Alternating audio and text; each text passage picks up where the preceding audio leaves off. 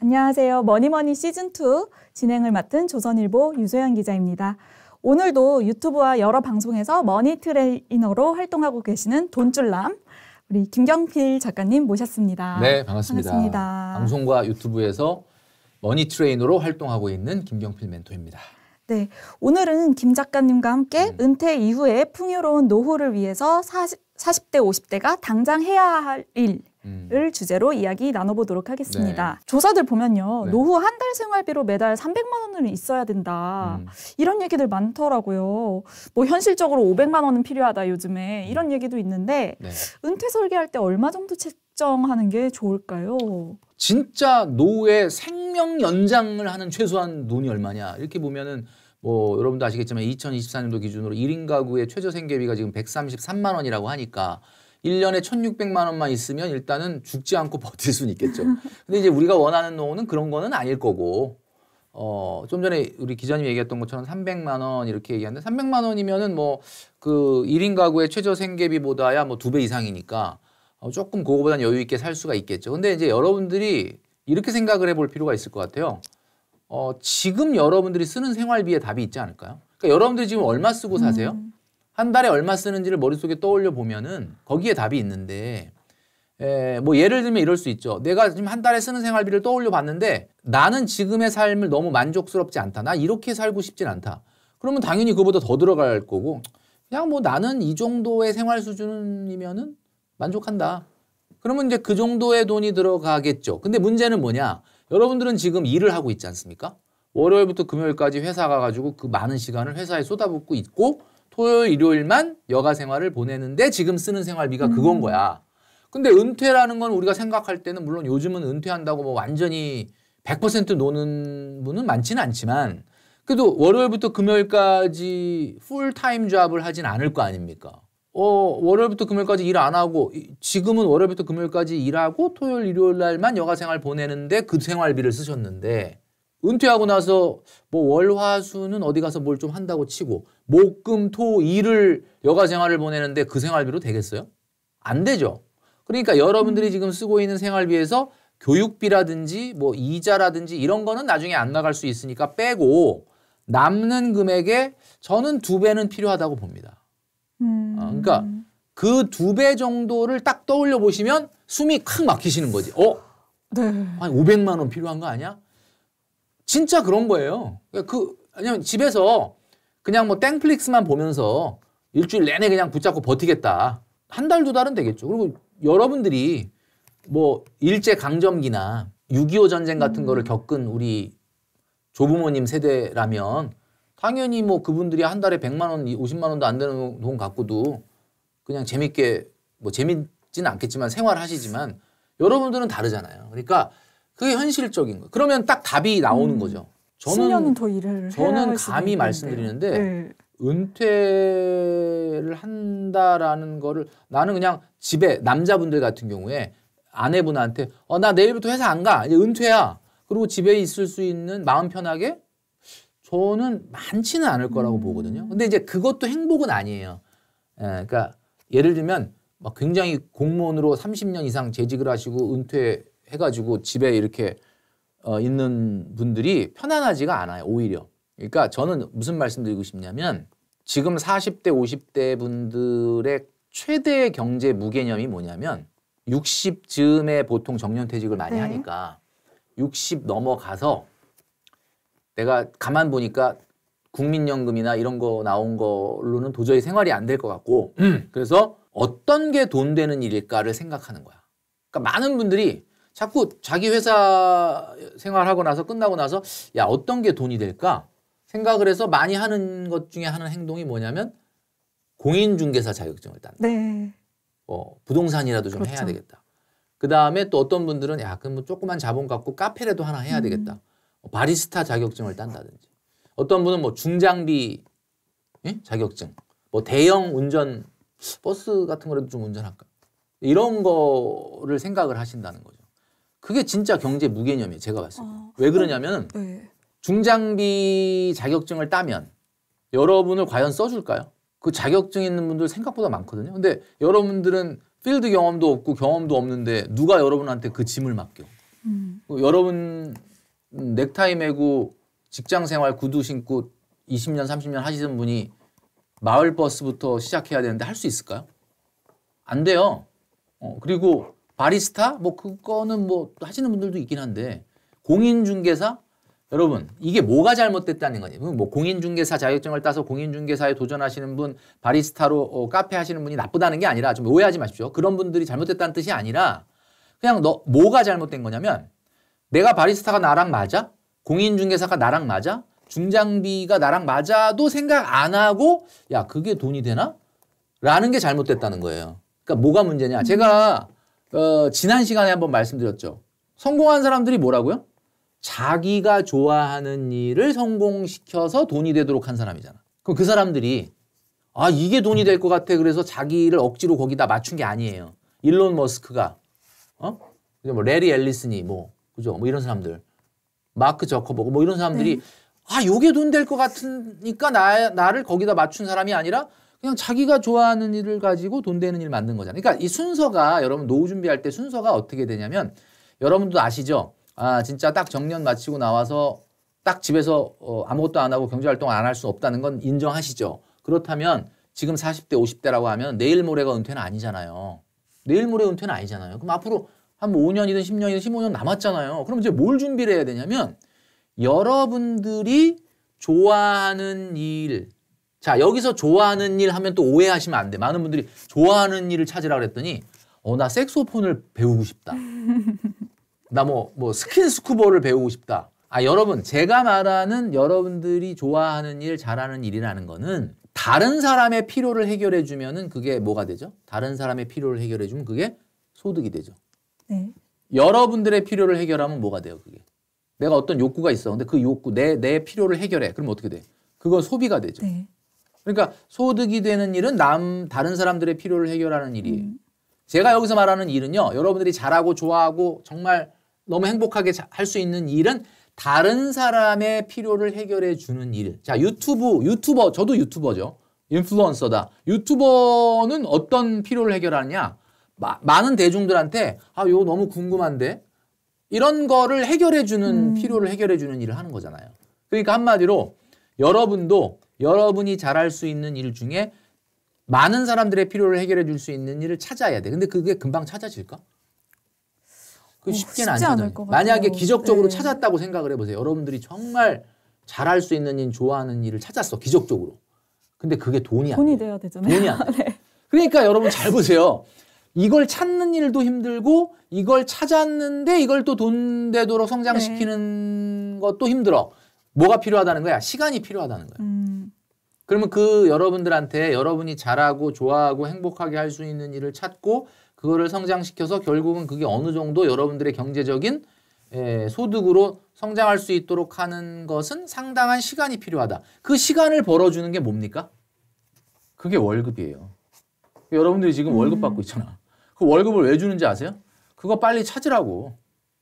그러니까 여러분 잘 보시면 노후 준비가 재테크 성공해야 노후 준비된다라고 생각하고 있는 게 가장 최대의 경제 무개념인 거예요. 여러분 뭐 지금 한 50억 굴립니까? 100억 투자합니까?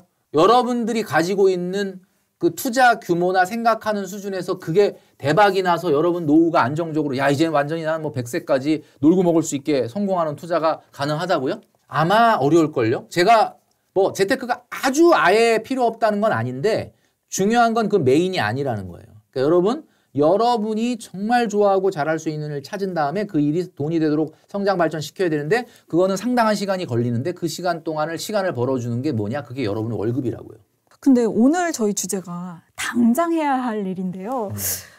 55세세요. 당장 해야 될 일이라는 거니까 제가 말씀드릴게요. 당장 해야 될 일이라는 것은 이게 당장 안 되는구나라는 것을 아는 것이 당장 해야 될 일인 거죠. 그런데 현실적으로 매달 부부가 300에서 500만 원 정도는 있어야 된다고 하는데 내가 말씀하신 것처럼 건물 한 채가 있어서 매달 임대료가 나오는 게 아니에요. 그래서 노동소득을 지금 당장 생각할 수밖에 없어요. 그러게 이제 월급을 내가 받는 횟수를 생각해 보니까 50번, 60번밖에 안 남았어. 너무 짧은 시간이에요. 그러니까 지금 이 영상을 보시는 많은 분들 네. 나 내일 모레 은퇴인데 그럼 나보고 어떡하라는 거야? 라고 얘기하시는 분도 물론 있겠죠. 네. 그러나 대부분의 분들은 그 정도까지는 아닌데 시간이 좀 남아있긴 네. 하지만 내가 어떤 방향으로 설정해야 될지 몰랐다라고 하면은 제가 말씀드리는 대로 하라는 거예요. 그러니까 그러니까 물론 여러분 물론 내가 연봉 한 6천 정도 받으면서 직장 생활을 은퇴했는데 기적적으로 어디서 6천은 못 주지만 한 4천 줄 테니까 오라 그랬다. 그러면 가야죠. 그거는. 그거는 내가 좋아하는 일은 아닌데 그때 근데 그 멘토님이 그러는데 자기가 좋아하는 일 하라 그랬는데 그러니까 제가 말씀드리는 거는 내가 지금 월급 500을 타다가 정년 은퇴했는데 어디서 300 줄 테니까 오라. 그건 당연히 가야지. 제가 말씀드리는 거는 그런 이야기가 아니라 누구나 은퇴했을 때 경제 활동, 사회 활동을 연장시킬 수 없는 그런 분위기에 직면하기 전에 5년이든 10년이든 먼저 이걸 먼저 생각을 해야 되는데 그때 첫 번째 기준이 돈이 돼서는 안 된다. 돈이 확실하게 되는 일이 있는데 내가 할 수 있다. 그럼 해야죠. 근데 그걸 하지 말라는 게 아니라 첫 번째 여러분들이 노후 준비를 할 때 일단 기준이 먼저 돈이 돼서는 안 된다. 왜냐하면 여러분들이 20년, 30년을 생계형 경제 활동을 한다는 거는 어쩌면 하기 싫었던 일을 했을 수도 있잖아. 어쩌면 하기 싫었던 일을 20, 30년 했는데 그 이후에도 또 하기 싫은데 돈 때문에 한다? 여러분 상상하고 싶지 않지 않습니까? 그러니까 물론 근데 하기 싫은 일인데 돈이 꽤 돼. 그러면 꾹 참고 할 수는 있겠지만 중요한 거는 여러분들의 세컨드 라이프는 결국은 우리가 완전한 은퇴를 100% 할 수 있는 사람이 앞으로는 엄청나게 많지는 않기 때문에 슬로우 워킹이 돼야 될 거 아닙니까? 옛날처럼 월요일부터 금요일까지 막 풀타임 잡으로 막 야근하면서 할 수 있어요? 그건 아니잖아요. 그러면 여러분들이 최소한 보람을 느끼고 행복을 느끼고 너무 기쁘다라는 걸 느낄 정도의 일을 찾아내야 되는데 이제 당장 뭘 해야 되냐라고 이야기를 한다라는 것은 이런 거랑 비슷해요. 제가 전 시간에도 말씀드렸지만 우리 마음속에 어떤 생각이 들어있냐. 나는 사과나무를 심는 마음으로 한 10년 후에 지금보다 엄청나게 성장할 수 있는 주식 아무도 지금은 거들도 안 보지만 나는 그런 데 투자할 거야 라는 사람보다는 그 주식이 그렇게 2차 전지가 그렇게 바이오가 그렇게 올랐지만 지금 그렇게 비싼 거 알면서도 들어가겠다는 그 마음이 뭐예요? 제가 뭐라고 그랬어요? 그게 날로 먹으려고 하는 마음, 투기적인 마음, 그 잘못된 마음이라고 했잖아요. 그러니까 지금 만약에 노후 준비 당장 뭐 해야 됩니까? 이 질문도 저는 당장 뭘 하면 내 노후가 마법처럼 확 바뀌는 일이 뭐 있냐라고 물어보는 건데 저는 그냥 말씀드릴게요. 그런 일 없습니다. 그러니까 준비를 하셔야 돼요. 그래서 여러분들이 겪게 될 노후는 우선 3가지의 인플레이션이 생길 가능성이 높습니다. 첫 번째는 뭐냐면 자산 인플레이션이라는 거예요. 자산 인플레이션. 그러니까 자산 인플레이션이라는 게 뭐냐면 지금 최근에 인플레이션율이 좀 많이 낮아졌죠. 그래도 네. 미국도 그렇고 우리나라도 소비자 물가지수 좀 CPI는 좀 많이 낮아졌는데 나가서 어떻게 물가 장을 보시거나 이러면 어때요? 좀 많이 낮아진 것 같아요? 채권 물가는 너무 비싸죠. 비싸죠. 네. 최근에 우리가 경험했던 자산 인플레이션은 2020년, 21년도에 주가도 많이 올라가고 아파트 가격도 많이 올라갔었던. 지금은 조금 조정이 있었지만 최근에 주가는 다시 또 자산 인플레이션이 생기는 게 아닌가 싶을 정도로 높게 올라가고 있고 이런 자산의 변동성인 시대에 여러분들이 노후 생활을 시작을 한다. 저는 이렇게 말씀드리고 싶어요. 일단 1주택은 있어야 돼요.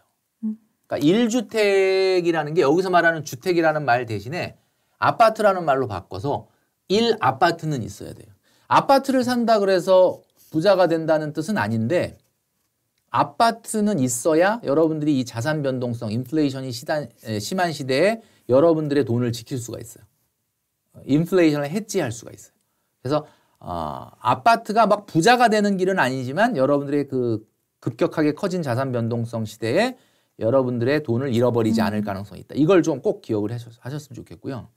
그 다음에 이제 두 번째는 좀 전에 기자님이 얘기했던 것처럼 나가봤더니 생활 체감 물가가 너무 비싸더라. 이 재화나 서비스의 가격이 올라간 거는 낮아지지 않을 거라고 봐요. 그래서 여러분 제일 중요한 게 돈을 버는 것도 중요하지만 돈을 덜 쓰는 구조가 돼야 되는데 제가 아까 말씀드렸던 것처럼 월요일부터 금요일 중에 풀타임 잡을 안 하더라도 월요일, 화요일, 수요일을 내가 뭔가 좋아하고 즐겁게 하는 사회활동이 있는 사람은 아무래도 여가 생활이 줄기 때문에 생활비가 조금 줄어들 수가 있습니다. 물론 그거 나가느라고 교통비 쓰고 점심값 쓰는 거는 좀 나갈 수는 있겠지만 아무래도 월요일부터 금요일까지 사회생활을 하는 사람하고 월요일부터 월화수 정도 사회생활을 하는 사람하고 월요일부터 금요일까지 완전히 그냥 아무것도 안 하고 여가생활 보내는 사람의 생활비는 차이가 날 수밖에 없어요. 그래서 여러분들이 일단 꼭 하셔야 되는 게 사회활동이 연장돼야 돼. 그러니까 사회활동이 연장이 되면 시간을 줄여라 이런 의미에서. 그렇죠. 그러니까 그렇죠. 사회활동이 연장되면은요. 여러분들이 100만 원을 벌어도 그게 200만 원 효과가 있어요. 왜냐하면 그 시간에 돈을 안 쓰니까. 혹시 여러분들이 돈을 많이 쓰는 날은 연휴나 주말이나 일요일이세요? 아니면 평일날 회사에서 일하는 시간에 돈 쓰세요? 그건 아니잖아. 그러니까 사회활동이라는 것은 이렇게 소비를 방어하는 어떤 효과도 있다는 거예요. 그 다음에 이제 세 번째가 임금 인플레이션이라는 게 있습니다. 그러니까 작년에 워낙 그 인플레이션율이 좀 높았기 때문에 아마 올해 3월에 많은 기업들이 임금 협상을 할 때 뭐 노조가 좀 있는 기업들 같은 경우는 야 작년에 얼마나 올랐는데 말이야 월급 좀 올려달라 이런 얘기를 아마 할 가능성이 있는데 임금이라는 것 자체가 항상 물가가 올라가고 나서 그 다음에 올려주니까 실질적으로는 실질 임금이 올라가는 것 같은 느낌이 안 드는 거죠. 근데 이제 어쨌든 내가 어딘가에 속해서 돈을 벌고 있다, 사회생활을 하고 있다면 사회적으로 올라가는 임금 인상률 정도는 반영을 해주겠죠. 그러니까 여러분 잘 보세요. 내가 아파트 정도는 있고 집에서 월요일부터 금요일까지 완전히 뺑뺑이 노는 게 아니라 월화수 정도는 어딘가에 사회활동을 참여하는 그게 지금 당장은 큰 돈이 안 되지만 사회활동을 하고 있다면 아파트가 있고 사회활동을 하고 있고 그게 세컨잡으로 성장할 수 있는 상황이 된다면 여러분들은 이 세 가지 인플레이션을 100%는 아니지만 어느 정도 해지할 수가 있기 때문에 당장 하셔야 될 일은 이 세 가지를 생각을 하셔야 된다. 결국에 월급 받는 시간을 잘 활용을 해서 노후 준비를 조금 더 긴 관점에서 가져가라 이런 말씀이시고요. 네. 아까 뭐 아파트 한 채는 꼭 가지고 있어라 이런 말씀하셨는데 대부분의 한국 사람들이 비슷할 것 같아요. 이제 노후를 앞두고 가진 게 집밖에 없는 거죠. 노후에 돈이 없으면 이걸 팔아서 무엇을 하겠다 이런 생각 가지신 분들 현실적으로 많으실 많죠. 것 같아요. 여러분 생각해 보시죠. 건물주가 많은 분들이 꿈이던데 건물은 큰일 납니다. 여러분 건물 갖고 있으면. 예를 들면 이런 거죠. 뭐 건물이 뭐 수백억, 뭐 서장훈 씨처럼 한 달에 생활비 한 1,000만 원밖에 안 쓰는데 막 그 월세로 막 1억 넘게 들어온다. 아니 그러면 월세가 좀 밀리고 안 들어오고 공실 생겨도 생활하는데 문제 없잖아요. 그런 건물주는 문제가 없는데 대부분의 우리 일반적인 사람들이 건물주 상가로 생활하겠다는 분들 보면 한 달에 생활비가 500만 원 필요한데 건물에서 500만 원 나와. 그러면 그 건물에 500만 원 나오는 사람이 마음 편하게 노후 생활할 수 있느냐? 절대 못합니다. 그 세입자들 눈치 봐야 되지 또 언제 돈 주나 가서 또 슬슬 또 봐야 되지 장사는 잘 되는지 신경 써야 되지. 여러분 노후 생활이 안 돼요. 그러니까 여러분들 중요한 거는 내 집에서 임대료를 받을 생각을 해야죠. 제가 서울에 아주 요지에 집이 있는데 코로나 때 너무 힘들어가지고 코로나 때 뭐 강의도 안 들어오고 막 너무 힘들잖아. 그래서 어떻게 했냐면 이 서울의 요지의 아파트를 월세를 줬습니다. 그리고 저는 외곽으로 이사를 갔거든요. 그러니까 나는 1주택인데도 내 거기서 월세가 많이 나오잖아. 내가 외곽으로 가서 월세를 조금 내니까 그 차액만큼 한 달에 임대소득이 내 집에서 임대소득이 나오는 거예요. 여러분 잘 생각해 보십시오. 난 집 하나밖에 없다라고 생각하시는데 왜 제가 서울 수도권 요지에 작지만 아파트 하나 정도는 꼭 목표로 하셔야 된다라고 말씀드리냐면 20년, 30년 후에도 현금 흐름의 안정성이 유지될 수 있는 부동산이 뭐가 있을 것 같습니까? 명동 나가보셨어요? 강남역 나가보셨어요? 그 대로변에 있는 상가 공실 있는 거 혹시 보셨습니까? 여러분 상가 건물의 미래는 여러분들이 거기서 임대소득으로 안정적인 생활 못합니다. 그러나 제가 분명히 말씀드리지만 서울의 아파트다 또는 경기도 외곽이지만 서울로 출퇴근하기가 굉장히 용이한 지역의 아파트다. 30년 후에 거기 공실 생길 것 같습니까? 여러분 그 집값이 하락한다 뭐 어쩐다 이런 얘기 많이 들어보셨죠? 인구가 줄면은 결국은 집값 하락하는 거 아니냐. 집값이 하락하지 아파트 가격이 하락하는 게 아니에요.